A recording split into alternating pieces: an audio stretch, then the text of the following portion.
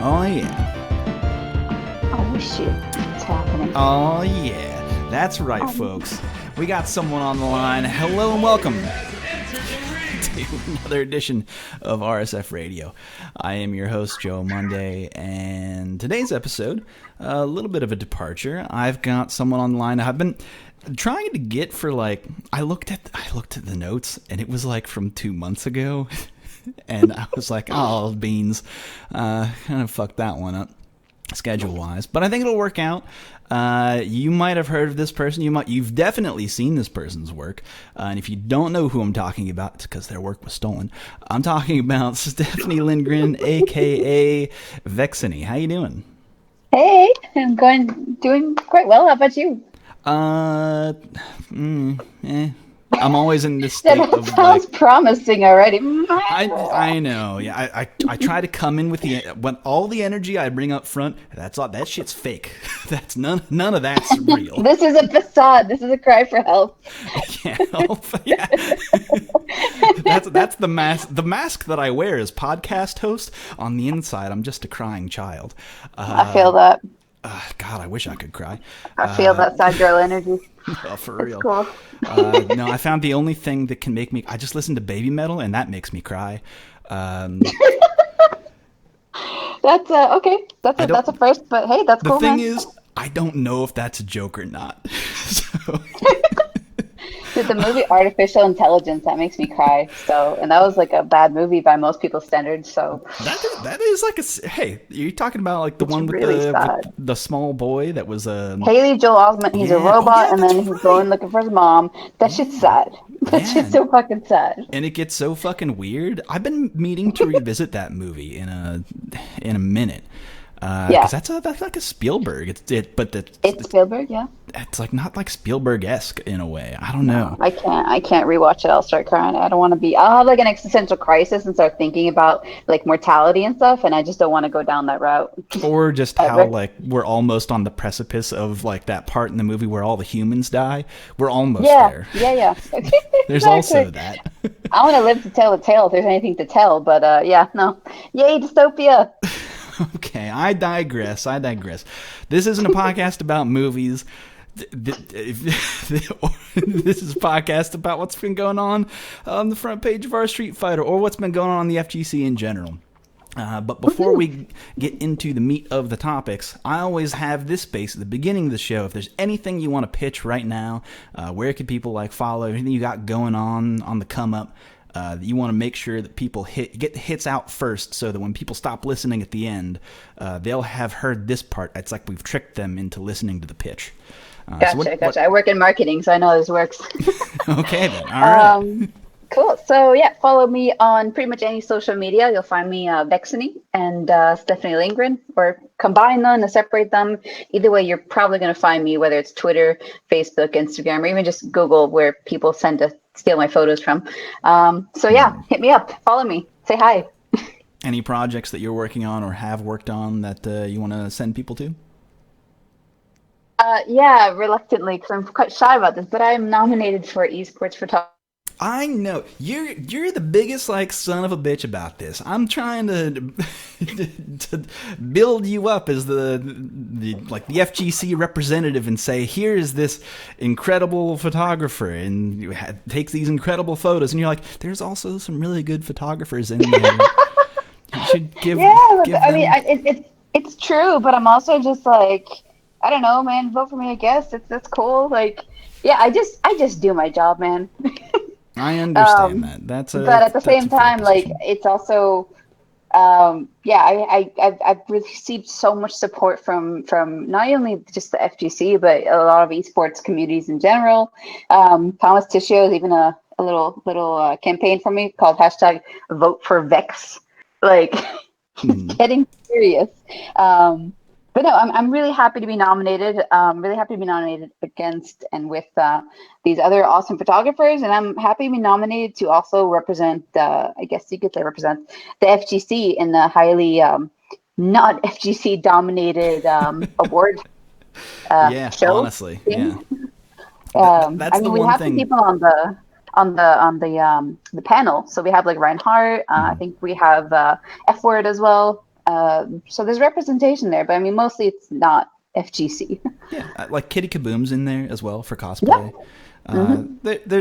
There's always a little bit of representation for the FGC, but we're such a small insular community, is that you can always tell when the FGC, like, comparatively small to the rest of the world of esports, specifically around like when the international happens, and you look at like money around that, and you go, oh man, that's. Oh shucks, I wish I had esports money too. Shit's way bigger. But then that's the other part, is like the most of the community is like, we don't want that esports money. But then they're like, we also want that representation and to grow a big community. And it's like, and we also want to have a livable wage to do this forever. Oh, good fucking luck with that one. Quite honestly. But hey, I think we're definitely getting there. If you look at like how much attention, so of course everyone I've spoken to that's not FGC knows about Evo. People are starting to have the same sentiment with CEO and with Combo Breaker. So I think like we're just slowly but surely getting there, for sure. Yeah. Okay, like okay. There's that puts like a big on me, right? Because it's the tough distinction here is that, specifically with the FGC, is that it's multiple games and multiple companies coming at it to a solo event that is not owned by any of those companies. So it becomes a lot more difficult to, I don't know, build from the inside. Like maybe Riot will have that esports build behind it and they'll throw their own events. I don't know. Or like we're not here to talk about the ins and outs of esports. We're here to talk about photography and that thereof. However, that's a very interesting conversation, though, because it does play a role in like who can have jobs, like what jobs are sustainable. Like, absolutely. A photographer's job, if they just do FGC work, is not sustainable. You can't earn a level. At least I don't. Maybe I'm wrong. Maybe you tell me about this. Maybe I will tell you about this. So, disclaimer, I'm the master of derailing, so that's just who I am. I derail and I go to very dark topics. So, that's my thing. So, yeah, the question, can we make a livable wage of doing only FGC photography? In a perfect utopian world where people pay invoices on time and book you ahead of time and, like, pay you a decent rate, absolutely. I think so. If I did an FGC week event every weekend for a month, and they paid on time, and it was like my average rate, I would be pretty okay, I think. I wouldn't be a millionaire, but I would be afloat, and I would be happy. That's, again, in a perfect world. There's not back-to-back FGC events every weekend, and they're all over the world. So that's also another thing, like, how many of those can you actually make it out to? How many of those is it worth it for the TO to fly you out to? You know, because it's pretty pricey, depending. I mean, I am based in Stockholm. Which is, like, not... Like, flights across the Atlantic got a lot more expensive, like, recently. I don't know if you noticed that, but it's rough out there.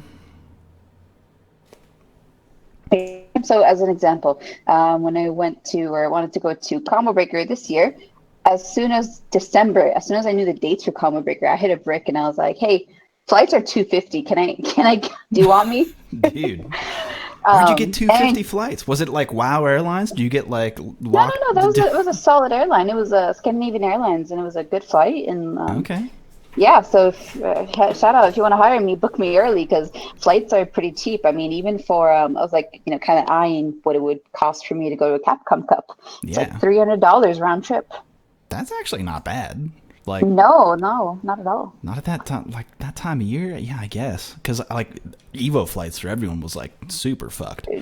Fuck Evo flights. If I would have been in Sweden during Evo, I don't think I could have made it out because the tickets for that from Sweden for like $900 plus. I mean, so it ain't easy. It ain't easy to travel to the biggest event in the world. Not in one of the most expensive cities in the States, I think. If you think. Yeah, Dyrus, I like Dyrus' blog about Evo, actually. He made a good point in the sense of you know, why we the FGC so poverty, and then we have an event in Las Vegas and it's super expensive. Everything is expensive in Las Vegas, yet we managed to make it out there somehow. But not everyone is as fortunate to be able to like buy $20 bottle of Dasani water in their room or Fiji water. Like there are ways around it. You just got to be smart. Like I can talk about like my cheapo way of going to Vegas is like you gotta go off the strip like immediately and like you basically got to buy groceries that you can live off of for like that half a week or like basically a week that you're gonna be there, because like any food that you're gonna find is like, you don't want to be in a situation where food is an emergency, because that emergency food is going to cost you like $20 for nothing, like nothing good. No, exactly. Or like a bad beer that costs like $10, and that's like, I ain't about that life, man. I ain't about that. No, I'm a comfortable person, so I try to find a middle ground between those. But I mean, like I'm fortunate because my full-time job is in with marketing, so I have money to be comfortable and buy expensive shit sometimes, but it doesn't feel good. And I feel for people who aren't in that situation. Yep. Like, and that's a lot of them. I mean, I was one of them a couple of years ago too. So, I mean, it'd be what it be, unfortunately. The struggle is definitely real, but it's nice to have a job on top of a kind of like this side gig you got going on, because you do have a side gig. By the way, let me reel it back. Because there's other shit that you're involved in currently that I want to pitch it to you, that I think it's worth listening to. You were also on another podcast. I can't say recently anymore, can I? Because that was like a fucking month ago. It was released a couple weeks ago, so kind of, sort of, depends. Let's just say recently. Fuck it. Like. So what? Tell me about what was the name of the show? That was what was it? I think it was low light exposure. Yes. Is what we came up with. Which is brilliant because it's funny because photography and low light. But yeah, no, that was the first podcast I've ever been on, and yeah, it was fun. It's intimidating because you're always like, oh, what if I say something really stupid? But I mean, no one's perfect. I don't think I said much stupid shit other than my stupid JoJo's references. I was glad to hear all the stupid shit on that show first, so I know that I'll get you get all the bullshit out right away, and then filter the JoJo's references out. Yeah, that's something that people tell me I should watch JoJo's, and all I really know about it is that very good piano interlude. That's all. The music seems good. So season 1 is ass, and I actually stopped watching because I was like, "This is absolute trash." And then I picked it up again, and it's actually really good. Just watch it. It's an adventure. Like it's it's like you know when you watch movies like Sharknado and stuff, and you just watch it because it's a spectacle. Yeah, same with JoJo's, but it's not far from as cringe, and it's actually quite brilliant. So yeah, shout outs to JoJo's Bizarre Adventure. Oh, Christ. I'm sure hey, that's like the safest shit you can say in front of the FGC, to be like, hey, I love JoJo's, and then like the crowd fucking blows, the crowd goes wild. How about that Joey Joestar? And uproarious applause. I just want to counter that and say Naruto sucks. So. Ooh, okay. Shots fired. Ooh, the Naruto hater. I can't even say it out loud. I've been drinking too much. It's Friday. I'm cool with Naruto, I guess. I just have a bad experience when I was in high school. You know, those kids that would run like Naruto and have the headbands and stuff? They just made me not like the show, and I just can't watch it without thinking about those friggin' dweebs. That makes you run faster so you can enter Area 51. Everybody knows this, Steph. You can enter Area 51. You can get the class faster. Duh. You can dodge bullets. It can run so fast you dodge bullets. Duh. Ninja shit. Yeah. That's too galaxy brain for me. Throwing up gang signs, letting you run faster. Anyway, no. Photography. Who's the host of that podcast? That was Peanut. I forget his real person name. I want to give him a shout out because of it. GS_PNUT. Peanut. David. Cool. Brilliant photographer as well. So it was like cool, kind of like to geek out over stuff. Yeah, I listened to that show, and there was it was a lot of like, it seemed like two long storied photographers saddling up to a bar and being like, hey, has this shit ever happened to you? Like, oh yeah, that shit's happened to me. Ah, dang, batteries, right? Fuck them. It's like a low light, right? Fucking eyes. So yeah, that's pretty much what it felt like. It was just like a little, sitting in a bar over here for a conversation, and then just going, yeah. Yeah. Like those wedding photographers, they don't understand the light we got to work in. They don't know shit. What's their exposure like? Goddamn. Granted, I did get to shoot my first wedding recently, so I get to talk shit about them. No, that was kind of a question that I wanted to ask you about, because I feel like a lot of industry, like FGC photographers, also do like general photographer work, like be it weddings or like graduation photos, baby photos, like all that shit as well. So you've done. Is this your first wedding? You said. Yes, this is my first wedding. Cool. What did that happen, or was that coming up? I'm sorry. It happened. I photographed it. I conquered it. I kicked ass. I'm really happy with how the photos turned out, actually. So I feel really confident going into whatever next wedding gig I get. You caught all the hypest moments. You caught the pop off, right? I fucking wish. Swedish people are so dead on the inside, so they don't really pop off. I'm not joking. They're awful. I'm half Swedish and I'm half dead, but just, oh my God, that was so cringy. When because I think when I take photos of anyone, right? I try to take some serious ones, and I try to take some goofy ones, and I just say stupid shit to, make them do stupid stuff. And these people were just as stale as, I don't know, a 3-day-old cucumber. They just would not give me anything to work with. So. By the way, cucumbers do not go old in 3 days, by the way. You can keep a cucumber longer than that. I mean, I'm not that involved with cucumbers. I don't like them much. So. Oh, really? Okay. Yeah, they upset me. They're good. They're good for you. They're good for you, but why wouldn't you just drink water? It's just complicated. What if you could eat water that was a little bit crunchy? Ew! The fuck? No. Welcome to cucumbers. Anyway, or like water. What's your take on watermelon then? Dude, I'm all about it. Okay, all right. We can share a love of that, because that's like you can eat water, but it's like tasty, a little bit water. It's like a dessert. Yeah, it's a healthy dessert. All right, another digression. Okay, but photography. What, in your opinion? Because in my opinion, what I've seen of your work, like specifically this year, you've had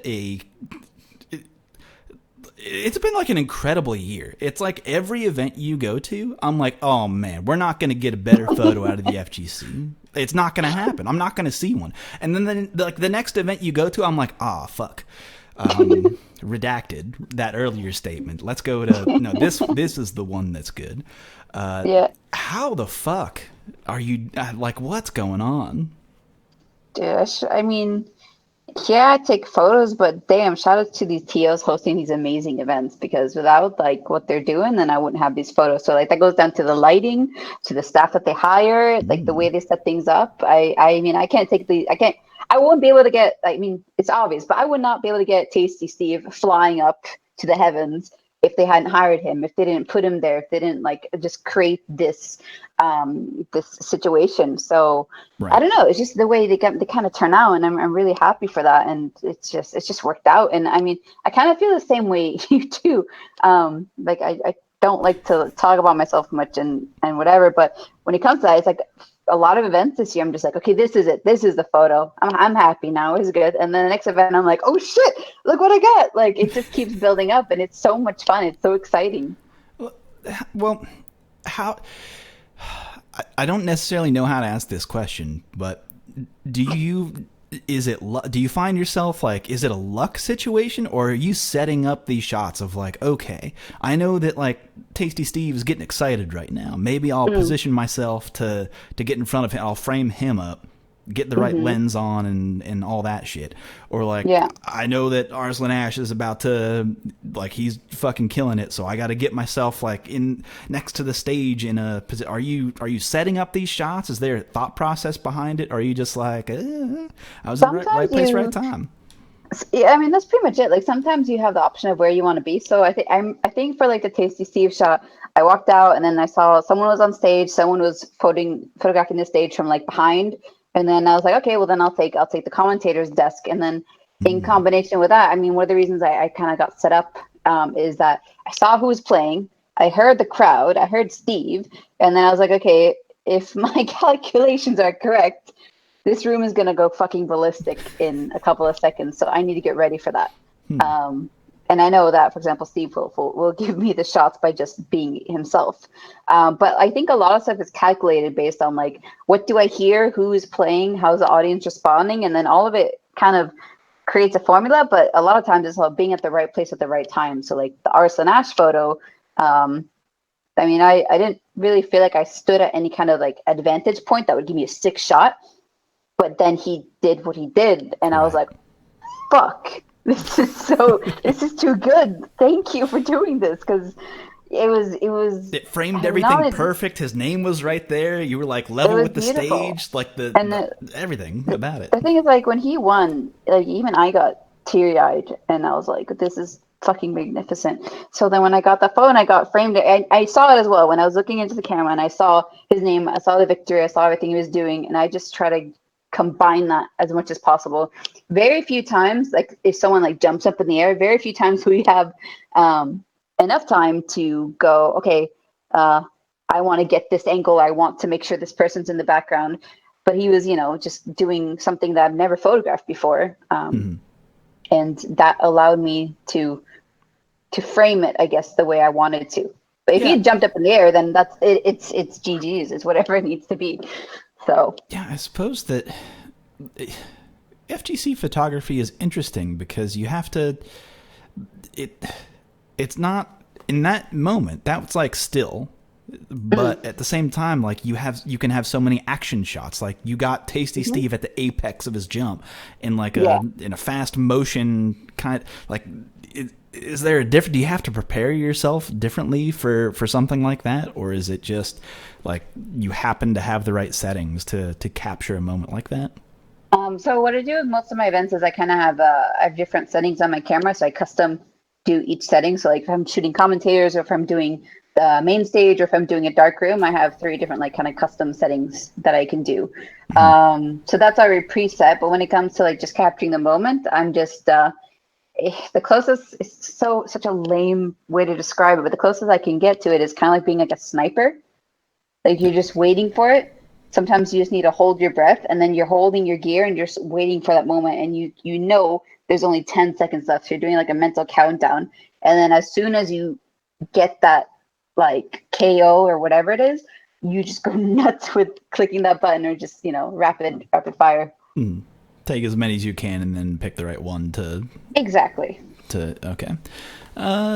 Interesting, because I don't know, it seems like it's a difficult task, like and I'm only basing this information off of like the conversation that you had in that podcast, which I'll share the link in the show notes somewhere, wherever the fuck you're looking to look at show notes for the podcast. I'll share that link as well, because you get into like the nitty-gritty of like how and why this is like a difficult task for esports in general, because the rooms themselves. It's actually very interesting that you said, and I'm kind of glad that you did, because it wasn't something that I've thought about. But stage lighting and surrounding area lighting can be it's actually hyper important for your job. Like yes, absolutely. That makes total sense. Which then got me thinking, like at Evo, Pools Day is kind of like. You got like it's Fool's Day, like weird. You kind of got like weird lighting all day, because it's all like you got like Walmart lighting all day. Yeah, exactly. Which like that seems like it sucks actually. Yep. Okay. Like so there's not like good dynamic photos, but at the same time good dynamic stuff is happening. Like like top 64 of Evo, I always say, is like the most exciting time.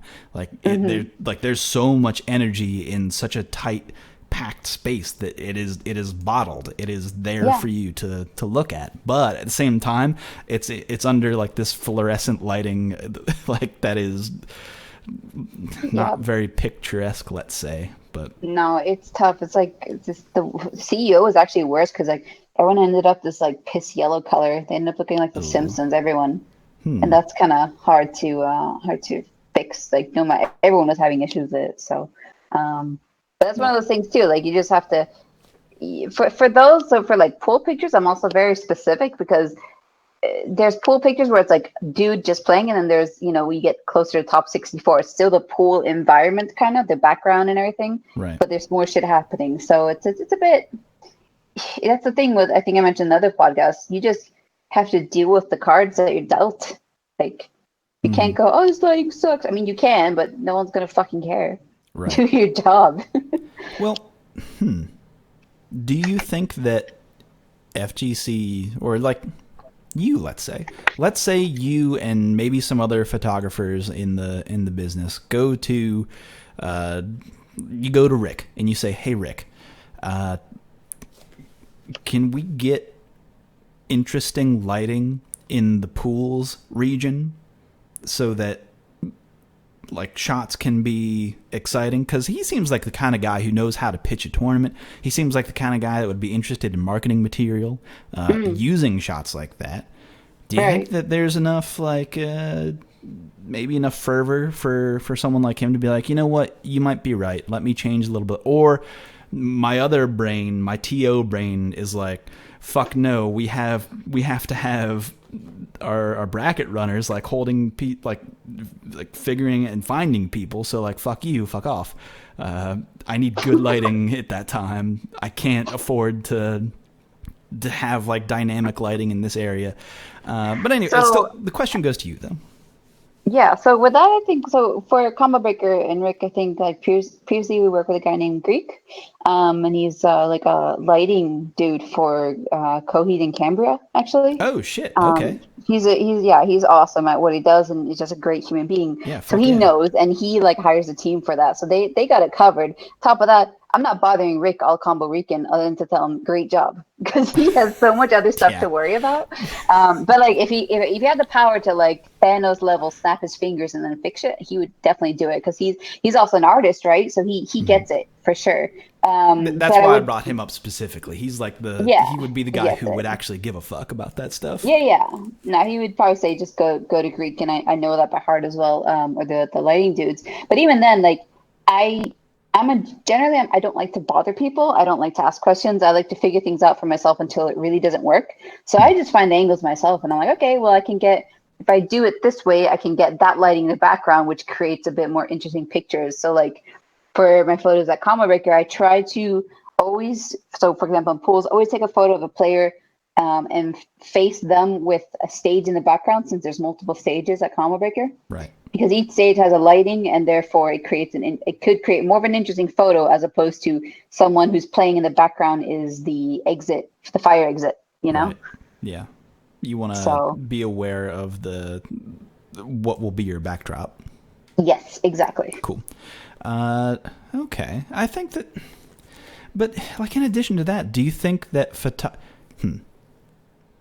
let me just roll this question, let me roll things up together. Let me make a burrito out of this line of questioning. In that I believe that your role, the role of the FGC photographer, is important for a number of reasons. And I think that working with organizers to make interesting things like there needs to be discussions about that. And like obviously like people get paid to shoot Evo, because then those become like official photos for Evo and all that shit. I guess I don't know what the contracts look like. I'm just guessing. But you have an important role. So like if you were to explain the role of the FGC photographer to the layman, aka me, what is it? Like what is it that you do here? I like to say, there's someone like, what's a cool way to describe your job? I would say immortalize time for the benefit of the future of your tournament. Like, that's really good, actually. Yeah, we have stream clips, but you can't frame a stream clip necessarily. You can't always, like, if you have a pitch deck for sponsors, you're not gonna make them go through 20 pop-off clips, because it's all gonna like kind of be the same. So I mean, it's marketing material, it's capturing moments in history, because I think we are making history with I mean, any esport really. So yeah, I think it's super important. It's just generally marketing though. And I think it's also a different angle. So people watch streams when they can't make it out. But if you take a good enough photo, I've had people tell me that the photos I take sometimes can make them feel like they were there, or even convince them to go to the event next year. And that just, I mean, that means a lot for me, but I can only imagine what that means for the tournament themselves, that they get to keep going, that someone goes, oh shit, this actually looks really cool, even off stream, So yeah, it is financially important for the event that you go to. Like you are literally adding value to the thing that you are attending, which sometimes is on your own. I mean, most of the time is on your own dime. Yeah. No, exactly. And I think like DreamHack does a really good job at it too, because you think about like every event they do, they hire a bunch of photographers to cover different angles. Now they have, I want to guess this is maybe exaggerating, but I want to say they have maybe 10 years of content from what they've been doing. They have image bank going back 10 years of everything that they've done. And that's just priceless marketing material for anything and everything. So I feel like the event organizers who are aware of that value have leveraged that effectively. Yeah. Let's say. I don't know if you agree or not. I mean, you were let's kind of reel it back a couple months, because you were at EVO. We talked about your shots at EVO, but what was your in-industry EVO experience like? Like how it was to be staff, or it was I felt so this is gonna sound like kind of, I don't know, whatever. I felt like I worked really hard to get there. I felt I worked really hard to work together with Carlton and Rob at EVO. Yeah, you could say that. That's fair. You can flex. That's fine. Yeah, hell yeah. Because it's not that you're just out there taking the photos. You're also like, that's a moment in time, but you're also out there doing the backroom deals. You're out there slinging the best shit you got. Yeah, no, I worked fucking hard to be there, and I felt really proud to be part of such an awesome photo team. And also just part of EVO. I remember my first EVO when I was working for Yahoo Esports and Event Hubs, and I sat on the concrete floor and connected with my I put a hotspot on my phone, my Swedish phone, so expensive as data, just to send over photos to as like a live update or whatever. I sat on the concrete floor and I had to walk around with my I think my gear's about 25 pounds on my back. I had to walk around with that all Evo with shitty shoes and, do my job. And I loved it. And it was super fun. It was awful. But then going from that and then just being on the staff and then not only just working with Rob and Carlton, but also just the 10-0 crew and everyone else involved backstage. It felt really cool. And I was just excited to okay, this is my shot.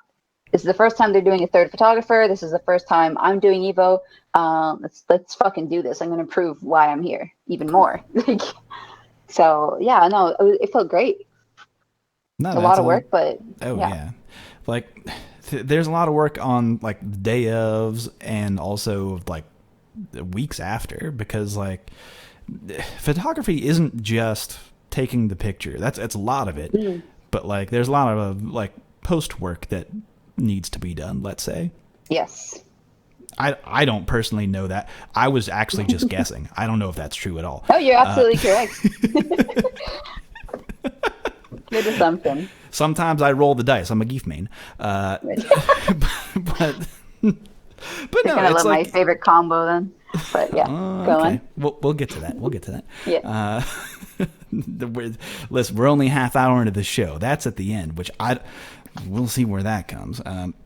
But anyway, so it was your first EVO, professional. You were hired to do this. At the back end of it, I think you got some great shots out of it that will be used for, again, like you said, their own marketing material in the future, which is great for everyone involved. But kind of industry wide, if you could basically tell me or explain to me what you think the role of the photographer, or even like how to get into photography, from, because this, I'm like having trouble asking this question, right? Because I feel like the fighting game community in and of itself is so many people who just do a lot of work for free, which like that's kind of a problem. That's kind of a problem, right? But at the same time, how are you going to get better at something without having like kind of a portfolio to work with? Like, it's rough because like the starting out at, let's say someone's starting out as a photographer and like, well, what do I can't get hired. I don't have, all I have are these wedding photos. These like, all I have are these high school senior photos. It's all I got. Yeah. I got dozens and dozens of baby photos. Is this FGC? The answer is only if you play Smash. But oh no, you went there. You did it. You did the thing. But like, what? Like, how does someone really like? I guess you have to get out there and do it on your own at first. Hell yeah! Put on your fucking big boy or big girl shoes or whatever, and like, dude, no one. I don't care if you've shot Steve Aoki once or like a bunch of babies. Like, no one care about that. You need to show up. You need to pay your dues. Like my first year of esports photography, even DreamHack, I went to all the events by myself. I flew myself out. I paid for my own hotel. The only thing I did was I reached out to TOs and I was like, hey, can I photograph your event? Because, sometimes they have like safety staff or whatever. And I'm not going to travel there with a bunch of gear and get rejected. So I always make sure that I can bring my stuff. Right. And that whole year, I just grinded and I went to these events and just wanted to do it because I thought it was fun. I had no intention of getting paid really one day or maybe continuing it if I didn't like it. So that's how you get started. You just have to do it. And that's why I insist on people like volunteering at DreamHack and things like that, because you have to start somewhere. And you still have to have relevant experience if you want to grow and like develop in this industry. So yeah, no, volunteering is super healthy. And I think that goes for every role. You need to, start TO your first tournament. You need to photograph your first local, play a logistics person. You know what? I hadn't thought about that. That's actually a great idea. I don't know why I hadn't thought about that. Where it's like a fucking course, you would just go to the people who are around you to be like, hey, I'm going to show up here and take some good shots for you. You can use them if you want. I'm new at this. Hello. Okay. Yeah. Good idea. That's what happened to me with, for example, like now I'm in Dublin for Celtic Throwdown. In my first year, I reached out to AJ and I was like, hey, can I shoot your event? And he was like, yeah, sure. And we talked and I eventually couldn't make it out. But even then over time, I mean, I'm here now because AJ's like, he's seen me grow and he's seen the value from my content. We're like, friends and all. So even people who haven't hired me previously, they see the grind, they see the development, and then they go, okay, she really wants this, and look what it's doing for all these other tournaments. Right. Look at all these awesome tweets, look at all this awesome like content to build up the. Yeah, it's this whole.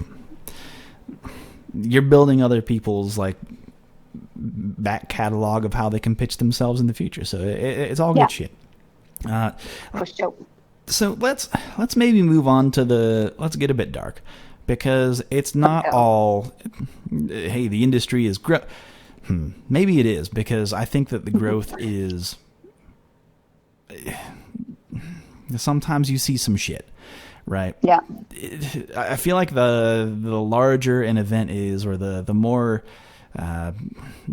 real it gets, the more open you are to things such as theft. What do I mean by theft?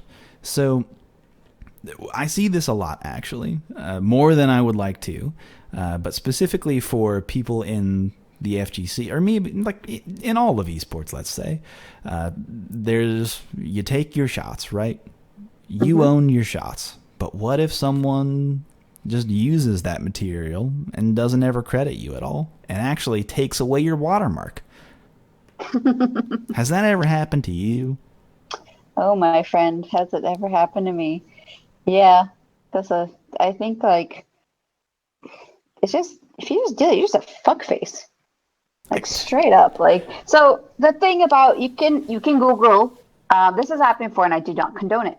You can Google a photo and want to use it for your event, and then you see, oh, it belongs to this person, and then just use the photo. That's not cool. However, I was, a couple months ago, or about a month ago or two, there's a situation where someone actually not only took my photo, but they cropped out my watermark, and they cropped out the watermark for CEO. That is just going out of your way to just be a complete fuckface. Like, I say fuckface with a lot of emphasis, but really, who does that? Like, you can't. How do you function in society being that much of an asshole? It's an indefensible position, right?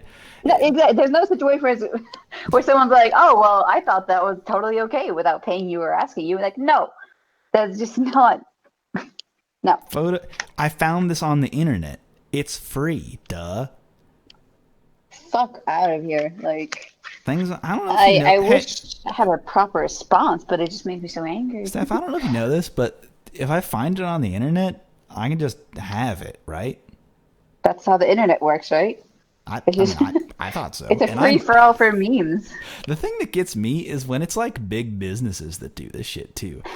We're not just talking about small-time people who are like pitching their shit that like no one will ever see, and like fucking like it sucks, but it's kind of like whatever. You're just like a shit heel that stole a photo. But sometimes it's like big like corporations do this, and it's like, wait a minute.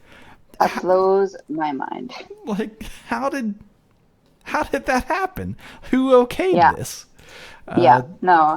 But regardless of size of company, I always I bring it up. I don't care. If I notice someone uses my photos or anyone else I know's photos without the permission, I'll find a way to contact them and be like, what the hell?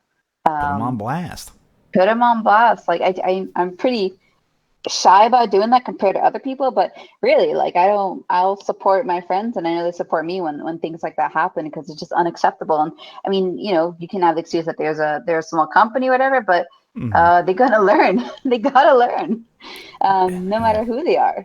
Small companies, maybe you shouldn't slap them with a 10K copyright infringement fine, right? But you should still message them and just let them know it's not okay. And I've done that to several companies, and then they're like, okay, sorry, we honestly didn't know the etiquette for this, and that's fine. Now don't do it again. Okay. That's so funny. Like having someone be like, we're new. Sorry, I'm new here. I didn't know the etiquette, is because I've like literally heard that like in so many ways, that particular phrase given to me by so many esports, like quote unquote air quotes I'm doing with my fingers, esports organizations that are like that don't exist anymore, let's say, specifically because they're like, we don't have fucking any clue what we're doing, and it's obvious. That shit's so obvious. It's obvious, and it's kind of dumb too, because I'm like, oh, we didn't know any better. Yeah, you did, but you know what, I'm gonna let it slide, and I'm gonna, just with that energy of me reaching out to you, I want you to know that I have my eye on you. And I will call you out next time you do it, So just kind of scaring them into knowing like they can't just get away with it. So yeah, you can't take shit for free, Shaq. That's right. That's kind of a side conversation. Did you see that shit? No, I didn't. Oh, so talking about like earlier, we were talking about working for free. He put out this thing where he was like, "Hey, do like animators make like a 90-second like animation, and if we use it, then you can get like $500, but also anyone who submits their animation, we get to own it forever." Oh no, like I've seen stuff like that before, and it's so trash. It's like there's also like photography competitions like that too. They're like, take your favorite photo of our city, and then like fine print is, we own the photos forever to use them and never pay you and alter them, and like you can fuck yourself. That's what it says in fine print. Effectively, like, yeah. Or like like big brands being like, give us your best art, show us your art, and maybe you'll get a $25 thing to get gift certificate that you can use for our store. Yeah, which is effectively money to give back to us. Fuck off. Ooh. I don't know about Spicy. that one, Shaq. Yeah. Don't do that, Shaq. What the hell? I don't know. He owns Papa John's. Fuck him. Anyway. He does? Oh, he's big. He's big Papa John's man. After the Papa himself did a fuck up. Crazy. That's so weird because like Shaq went to my school, middle school, and he had like this like fat kid show to like for kids to lose weight to like combat childhood obesity, and now he owns Papa John's. It's getting it's ironic. Yeah, it ain't a good look, Shaq. It ain't a good look, Shaq. Pay people for work. Because and then the other part is that like people are gonna do it. That's the thing that sucks is that like you can just shotgun blast a fuck you to the professionals out there and be like, yeah, I don't give a fuck. Give us your free work that we can own it forever in perpetuity. Well, but anyway. Sure. To you, though, as someone who's a photographer, what is that really like when someone does steal your work? Does it really, or does it affect your bottom line at all? Does it change like what comes back to you as someone who is potentially trying to make this? I mean, maybe you're not. I don't know what your situation is, but make this like a full-time career, or potentially making this a full-time career. Does it hurt those chances? I would say because I still have to put myself in the situation where this is what I'm relying on. This is my livelihood, you know. So when they do that, then I'm just like it's everything at stake. It's similar to you just have to put yourself in the situation that you're doing this full time. Because you know what, even if you're not, so for example, you know, still have my full-time job, not standing up for yourself or not standing up for other people in these type of situations affects everyone. So even if you know you're a bit shy and maybe I shouldn't upset anyone, fuck that. If they keep stealing your art, then it's going to affect everyone, even the people doing this full time. And if people just keep stealing stuff and getting away with it, then some people who do this full time won't be able to continue because there's no enforcement of this etiquette of asking or paying or whatever. So, right. I just put myself in that mentality because I do want to do this full time eventually. So I treat it just as that. Right. But you also don't have you don't have your own PR that's out there looking around, scouring the internet for instances where your likeness is used, let's say. Not necessarily, but I do have a lot of people who hit me up and they're like, hey, is this your photo? So they ask for permission, you know? So people recognize my photos and I think that's really cool. And I really appreciate that from the bottom of my heart. And people message me and they're like, is this yours? I was like, oh yeah, that's how I found out about the cropped CO watermark thing I mentioned. That was someone who wrote to me, else I would have never known about it. The community really takes care of their own in that sense. And I feel like this is to anyone who's listening, use a little bit of vigilance maybe. Like if someone uses a photo that you're like, that looks like it's a professional photo, but I don't see any markings on it. You can raise an eyebrow at that perhaps. You also you kind of recognize. So for me, I recognize different styles of photography from the different esports photographers. So I keep an eye on that too. Okay. So when I see, you know, someone's photo being used for something and I'm like, okay, I know they would not say yes to this. Then, you know, I hit them up and I say, hey, are you okay with this? And then take it from there. I keep an eye. Everyone's got my back and I've got their back. So we kind of have a buddy system. Interesting. That's cool. I didn't realize that. So not a real PR agency, but it's still pretty awesome that people do that. Photographer, wrangler. No, that starts with a W. I don't know. I was trying to make an acronym of it, but that but an initialization of it. That doesn't work. It's also non-photographers too. So it's like it's pretty much anyone who's just like, hey, I like your work. True. And And this, I saw the hottest photo in esports entertainment, and it was not credited to you. So I raised an eyebrow at that. Yeah, what's going on with that? If I can, pat you on the back again. But anyway, okay. Is there anything before we kind of move into the end of the episode? Is there anything else about the FGC and photography, or even photography in general, that you would want to talk about before we close things up?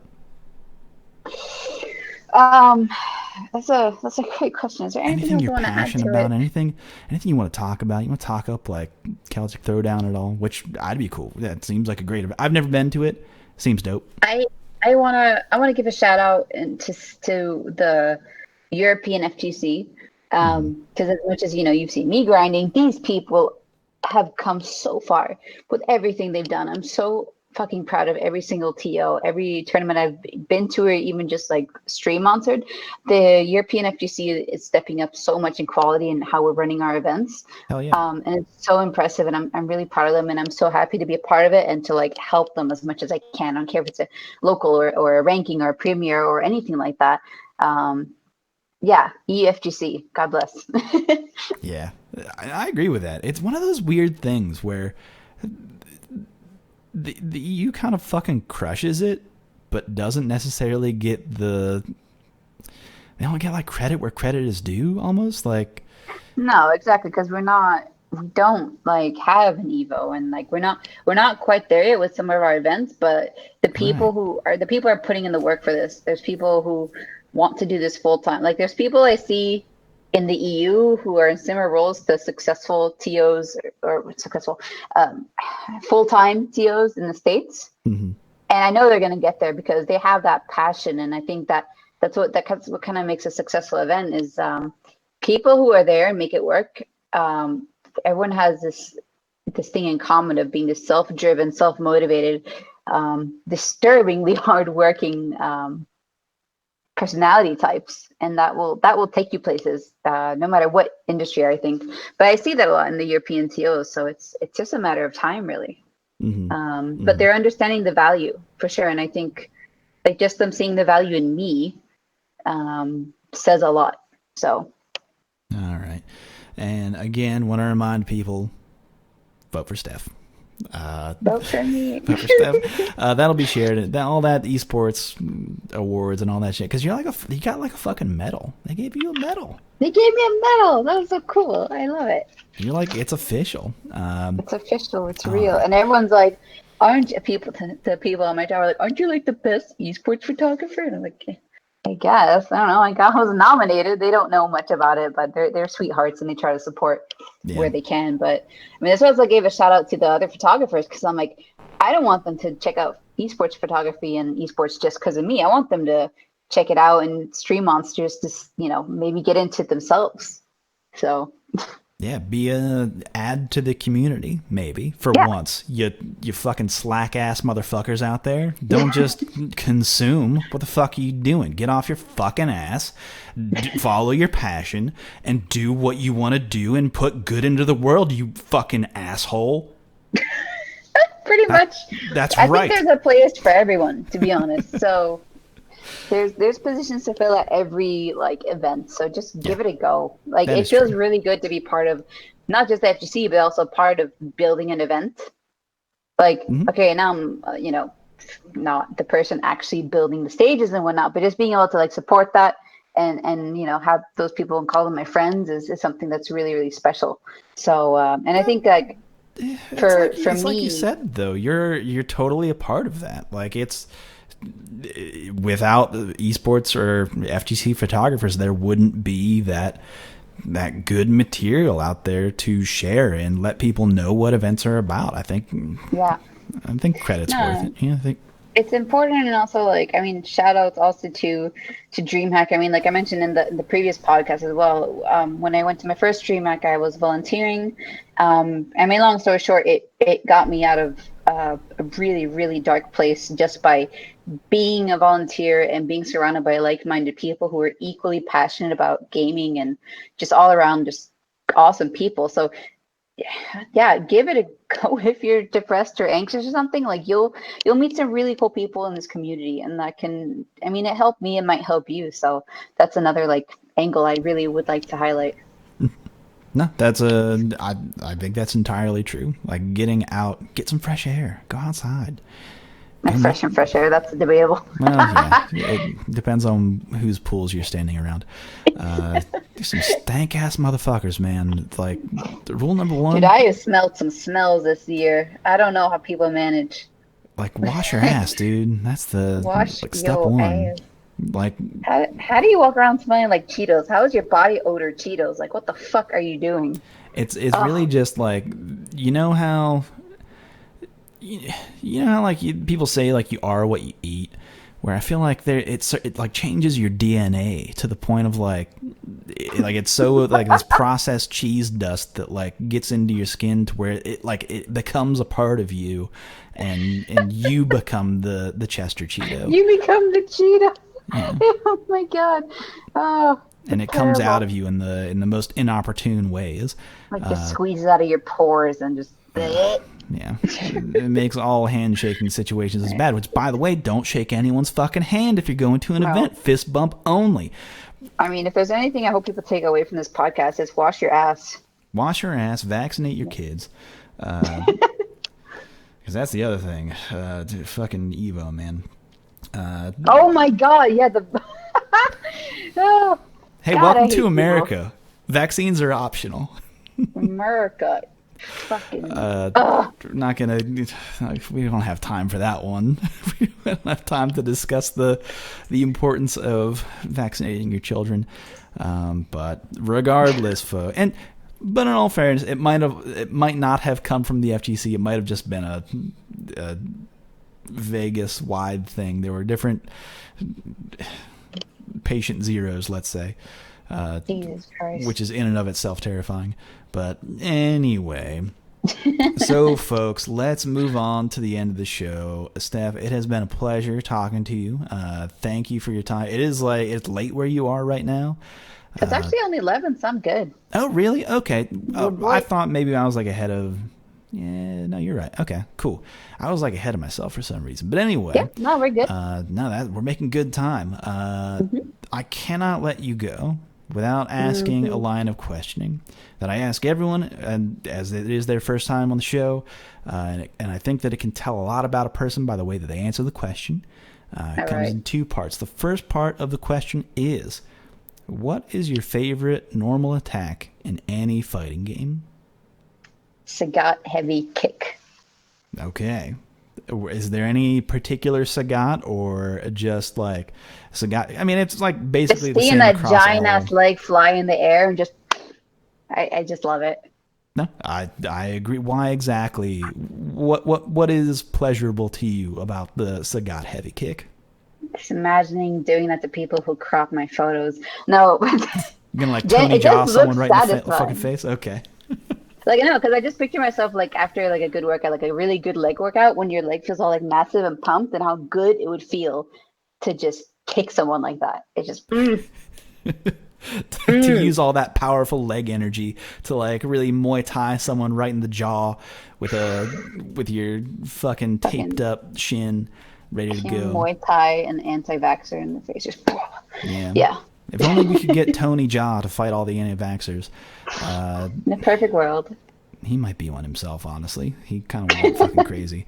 Not going to get into that one. If you don't, by the way, folks, go watch like The Protector or Tom Yong-goon. Very, very, very good movies. But anyway, or Ong Bak, of course. By the way, this is a movie podcast where we explicitly talk about movies. Part 2 of the question, though, which I think can tell a lot about a person, is what is your favorite combo in any fighting game? This is so biased, but it's Geef comboing B-Trigger 1 and 2 Super. Okay. All right. My boyfriend, who's also one of my by far biggest fans and supporters, is a Geef main. And that shit's hype as fuck, or what? Hell yeah. Absolutely agree. It's so good.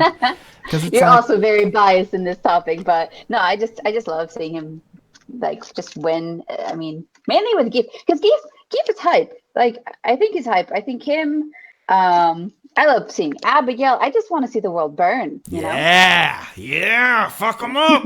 Yeah, I love it. I love it so much. People don't understand that. Like, putting someone in a fucked up situation is so much fun. There's so much fun to watch. Like, because I don't play particularly much myself because I don't really have time to get good, unfortunately. But I just love chaos. I like seeing Mika. Yes. I like seeing her. Like, I love chaos. Let the chaos reign. Yes. Yes. I knew you were a good guest. I don't like watching Geef versus Minot. But Minot's also my waifu, so I don't know.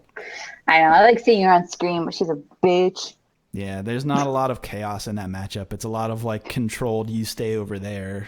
She's so boring. Like she's so dry. I can't stand her. But I like her character design, so she's cute. But no, I just like chaos. Abigail gets you in the corner. I hope I see some of that this weekend, and I really hope I see some Hondas this weekend. Yeah, Honda's looking interesting. I had this conversation last week on the pod. Which to me was only like 2 days ago, because that's how time works. If I could lift the veil a little bit. On the internet. Yeah, on the internet. To me, it was 3 days, but to you, young listener, it was a week ago. He suffers defensively. He's interesting. He's got some like good damage. I like his combos. They're fun. I love Kara canceling. It's one of my favorite things in any in fighting games. Which he can do. He's one of the few characters who can do that. He's fun, but we'll see. We'll see where he lands. I think Poison is a little bit more viable, or Lucia. But so I have a question for you, actually. Really? Okay, please. Yeah. So who are the 3 characters you would have liked to see announced instead of Honda, Poison, and Lucia? Oh shit! I have to. Okay. Well, I would have liked to have seen Honda, but I'm not going to answer that. So 3 characters.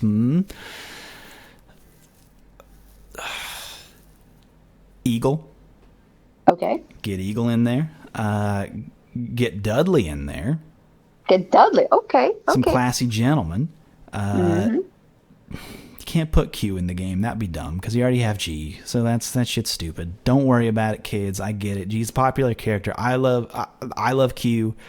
But I'm already confused. I did a verbal mix-up with G and Q already, so it's there. Don't worry about it. And the twins, but they're one character. Because fucking SF5, anything goes, right?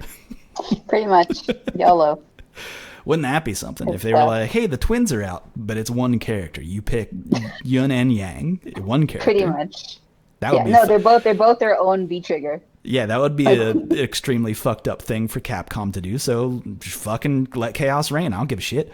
That would make people extremely angry. So let it rip.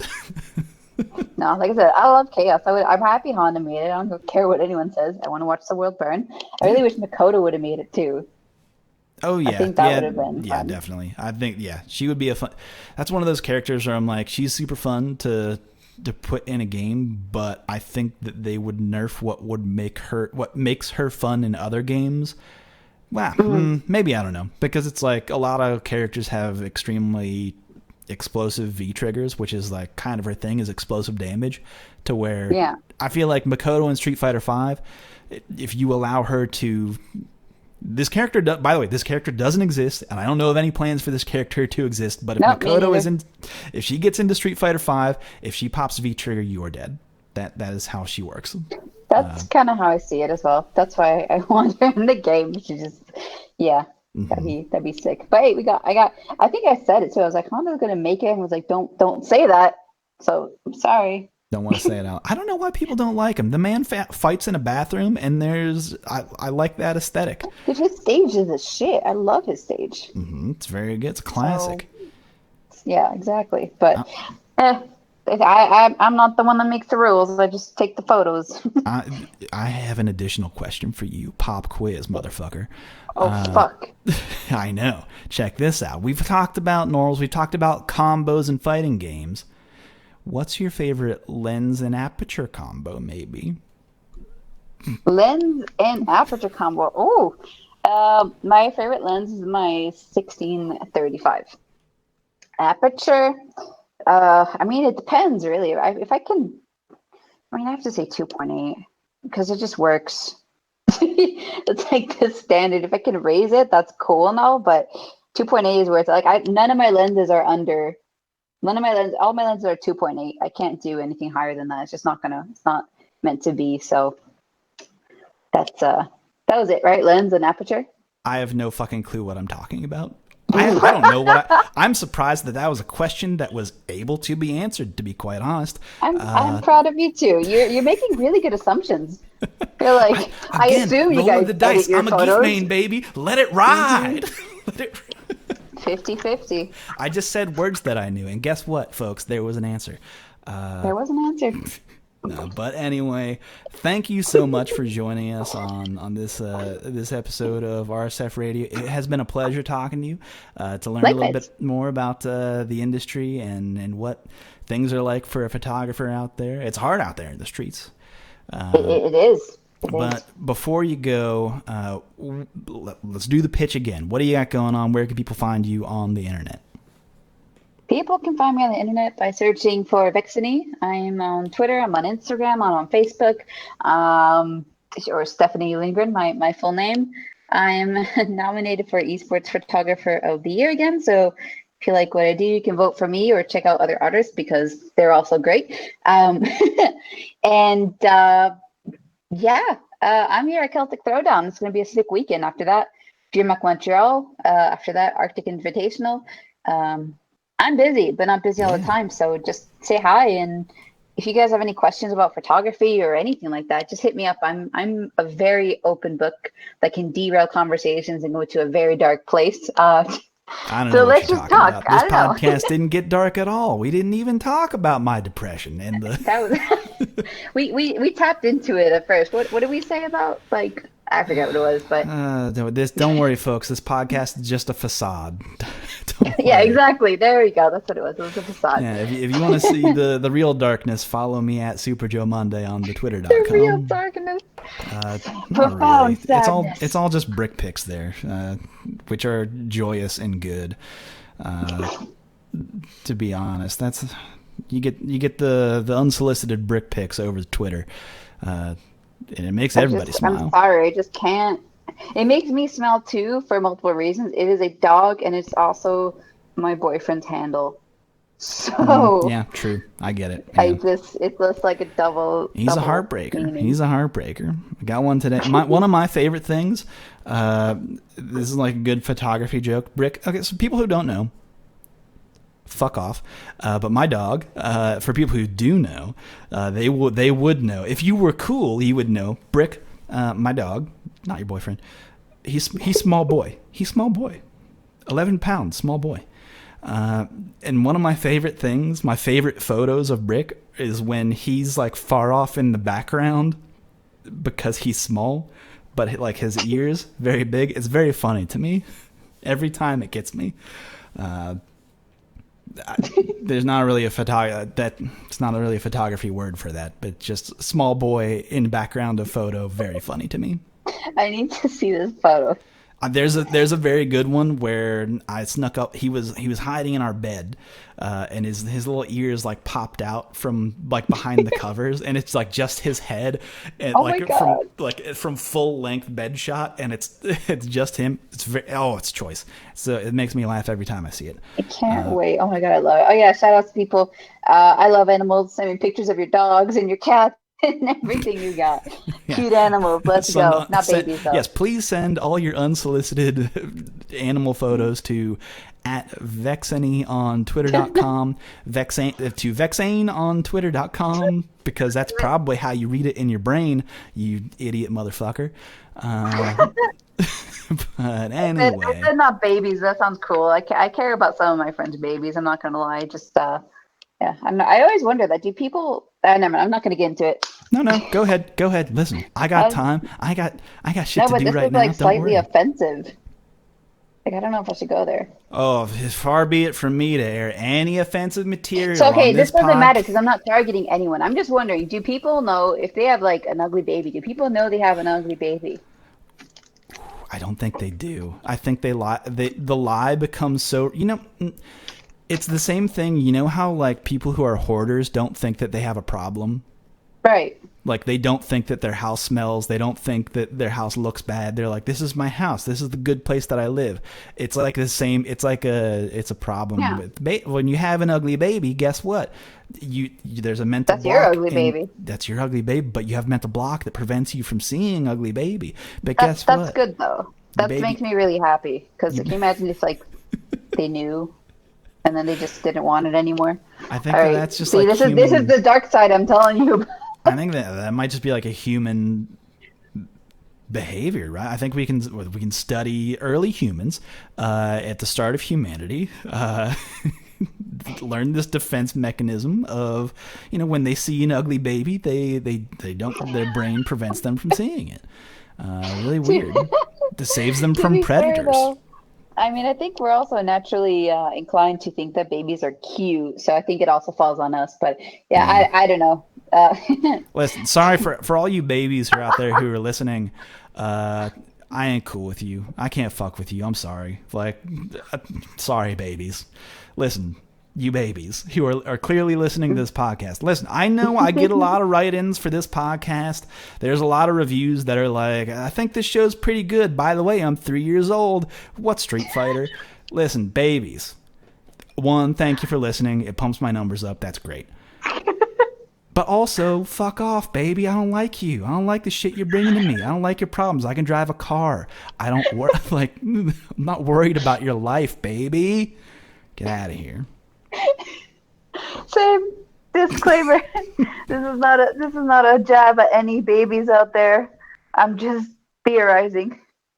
Yeah, I know. That. I said, there's a lot of Smash people who listen to this podcast. I know. It's Bobbies. I don't want to go back to that. Bobbies I should probably end this podcast before we get in trouble. Why am I the one that's worried? Anyway, welcome. We'll see. You can welcome and goodbye. Yeah, you can also find it at Reddit SF on Twitter.com, or just hop on to our Street Fighter and see all the good things that are there. Which, by the way, I think that more FGC photographers should probably post their direct links to our Street Fighter. That would be nice to see the official shit on the rstreetfighter.com. That'd be cool. But regardless, so if you're out there taking photos, share them. That stuff's cool. There's always a bunch of fan art there. Take more photos. Do more of everything you love, except for bad things. What if I love being a shitheel? What if I love stealing? What if I love theft? See what I mean? I do not condone those actions, but if you like taking pretty pictures, if you like organizing events, if you like running tournaments, those kind of things, don't steal. Don't be a shitty healer. Don't pick Minot. I like how there's gonna be people who have listened to this entire podcast and are like, didn't 20 minutes ago they say they were gonna be done?